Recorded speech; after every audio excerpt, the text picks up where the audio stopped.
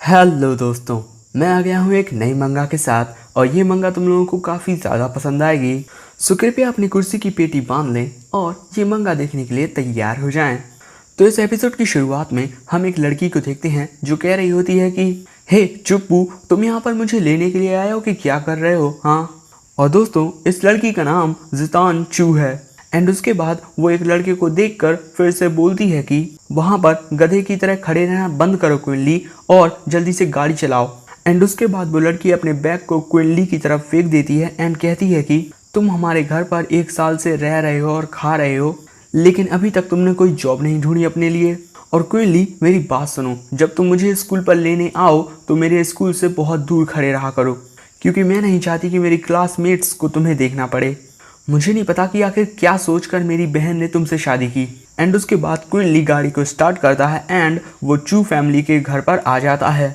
घर के अंदर हम एक आदमी को देखते हैं जो कि एक औरत से कह रहा था कि आंटी, आपको तो पता ही है कि मैं पढ़ने में कितना ज़्यादा होशियार था, इसीलिए मैं पढ़ने के लिए अब्रॉड चला गया, और अगर मैं वहाँ पर पढ़ाई नहीं करता तो मेरी हालत भी आपके उस घटिया दामाद जैसी हो जाती।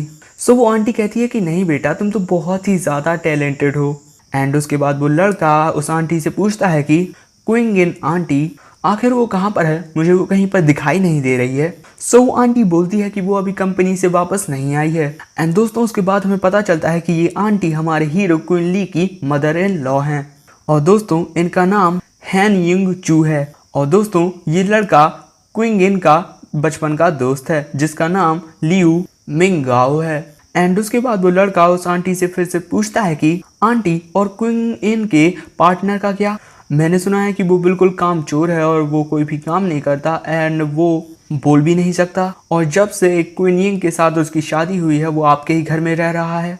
सो वो आंटी कहती है कि जिस गूंगे क्विनली की तुम बात कर रहे हो वो अभी अभी जितान को उसके स्कूल से लेकर आ गया है। मुझे भी नहीं पता कि आखिर वो दिन भर अपने कमरे में बैठा क्या करता रहता है। मैं तो चाहती हूँ कि क्विन उसे डाइवोर्स दे दे। उसके बाद वो क्विनली को नीचे आने को कहती है और कहती है कि घर पर आने के बाद तुम कुछ काम नहीं करते और अपने कमरे में बैठे रहते हो, ना ही किसी से मिलने के लिए आते हो और ना ही कुछ काम करते हो। एंड दोस्तों, वहीं ऊपर जितान होती है जो क्विनली से कहती है कि क्या अब तुम बहरे भी हो गए हो क्विनली? क्या तुम्हें सुनाई नहीं देता कि मेरी माँ तुम्हें बुला रही हैं? एंड उसके बाद वो जितान क्विनली के कमरे में झांक कर देखती है। सो हम देखते हैं कि क्विनली कोई कपड़े नहीं पहने होता है एंड वो कल्टीवेशन कर रहा होता है। सो जो जितान है वो तभी शर्मा जाती है एंड कहती है कि आखिर तुम कपड़े क्यों नहीं पहने हुए हो क्विनली? एंड उसके बाद हम क्विनली को देखते हैं जो कि अपना कल्टीवेशन कर रहा होता है।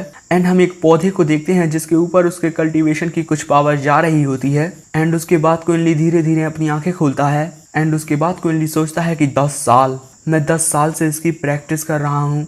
एंड उसके बाद क्विनली अपना मुंह खोलता है एंड कहता है कि मैंने 10 साल से किसी से बात नहीं की है। बट तभी अचानक क्विनली की सासू माँ उसे फिर से बुलाती हैं चिल्लाकर। सो उसके बाद क्विनली कपड़े पहनता है एंड वो वहाँ पर जाने लगता है। और दूसरी तरफ हम देखते हैं कि जिस पौधे पर क्विनली की कल्टीवेशन की पावर गई थी, अब वो पौधा फिर से खिल गया होता है। एंड उसके बाद हम क्विनली को देखते हैं जो कि सीढ़ियों से नीचे उतर रहा होता है। सो उसकी सासू माँ तभी कहती हैं कि अब क्या तुम बहरे भी हो गए हो क्विनली? एंड उसके बाद जो लियू मिंगाओ है वो हमारे हीरो की तरफ देखकर थोड़े घटिया तरीके से मुस्कुराता है एंड क्विनली की तरफ अपना हाथ बढ़ाते कर कहता है कि तुमसे मिलकर अच्छा लगा क्विनली, मैं लियू मिंगाओ हूँ। एंड उसके बाद वो कहता है कि मैंने सुना है कि तुम गूंगे हो और तुम किसी काम के नहीं हो और कोई काम करते भी नहीं हो, इसीलिए तुम क्विंगन के टुकड़ों पर पल रहे हो। और दूसरी तरफ हम देखते हैं कि जो लियू मिंगाओ होता है वो हमारे हीरो का हाथ दबाने की कोशिश कर रहा होता है, लेकिन वो दबा नहीं पा रहा होता है। सो उसके बाद वो कहता है कि ऐसे नाटक करना बंद करो जैसे तुम एक कूल पर्सन हो। मुझे तो पूरा यकीन है कि तुमने क्विंगन के साथ शादी इसीलिए की है ताकि तुम उनके सारे पैसों को हथिया पाओ। तुम क्विंगन को डिजर्व नहीं करते हो। कैसा रहेगा अगर मैं तुम्हें अभी के अभी 1 लाख रुपए दूं और पैसे मिलने के बाद तुम हमेशा हमेशा के लिए चू फैमिली को छोड़कर चले जाओ? एंड उसके बाद वो कुछ कहने ही वाला होता है और तभी अचानक उसे बहुत ही ज्यादा दर्द होने लगता है क्योंकि हमारा जो हीरो है वो उसके हाथ को कसकर दबा देता है। एंड उसके बाद हमारा हीरो अपना मुंह खोलता है एंड कहता है कि अरे, मैंने तो तुम्हें अपना नाम ही नहीं बताया, मेरा नाम क्विनली है। एंड दोस्तों, हमारे हीरो को बोलता हुआ देखकर जो जितान है और उसकी सासू माँ वो दोनों ही बहुत ही ज़्यादा शॉक्ड हो जाती हैं एंड शॉक्ड होते ही पूछती हैं कि क्विनली, तुम बोल सकते हो? एंड जो लियू मिंगाओ है वो कहता है कि अच्छा, तो तुम बोल सकते हो। एंड उसके बाद लियू मिंगाओ कहता है कि तुम तो बहुत ही बड़े झूठे हो, क्या तुम्हें अपने मन से थोड़ी सी शर्म नहीं आती कि तुम इतने सालों से क्विंगन से झूठ बोल रहे हो कि तुम गूंगे हो, तुम एक बहुत ही बुरे इंसान हो। और तभी वहां पर आ जाती हैं उसकी सासू माँ जो कहती हैं कि उसका हाथ दबाना बंद करो क्विनली। बट तभी जितान को एक फोन कॉल आता है एंड फोन कॉल उठाते ही वो काफी ज्यादा शॉक्ड हो जाती है क्योंकि दोस्तों उसकी बहन को पकड़ने के लिए पुलिस आ रही थी। सो यही बात हमारा हीरो क्विन ली सुन लेता है एंड वो जितान का हाथ पकड़कर उससे पूछता है कि आखिर क्विन यिंग को क्या हुआ। सो जितान उसे बताती है कि उसकी कंपनी में कुछ हो गया है और जिसकी वजह से पुलिस मेरी बहन को अरेस्ट करने के लिए आ रही है। ये सुनने के बाद हमारा हीरो उसका हाथ छोड़कर दूसरी तरफ मुड़ता है एंड कहीं जाने लगता है। सो तभी जो उसकी सासू माँ है वो उससे कहती है कि अब तुम कहाँ जा रहे हो क्विनली, यहीं पर रखो और घर का कुछ काम करो, क्या तुम्हें शर्म नहीं आती जो तुम इस तरीके से भाग रहे हो। और तभी वहां पर जो लियू मिंगाओ था वो पूछता है कि आंटी क्विन यिंग को क्या हुआ। सो वो उन्हें बताती है कि क्विन यिंग जिस कंपनी में काम करती है वहाँ पर कुछ प्रॉब्लम हो गई है जिसकी वजह से वहाँ पर पुलिस आ गई है एंड वो कह रही है कि हम क्विन यिंग को अपने साथ जेल ले जाना चाहते हैं। सो वो लियू मिंगाओ कहता है कि आप चिंता मत करो आंटी, मेरी फैमिली के अभी भी कुछ कनेक्शन बाकी हैं यांगचेंग में, शायद से मैं आपकी बेटी की मदद कर सकता हूँ। चलिए अब हमें वहां पर चलना चाहिए और देखना चाहिए कि आखिर क्या हुआ। एंड उसके बाद यहाँ पर सीन बदलता है और हम स्काई हॉक कॉर्पोरेशन यानी कि उस कंपनी में आ जाते हैं जहाँ पर क्विन यिंग काम करती है।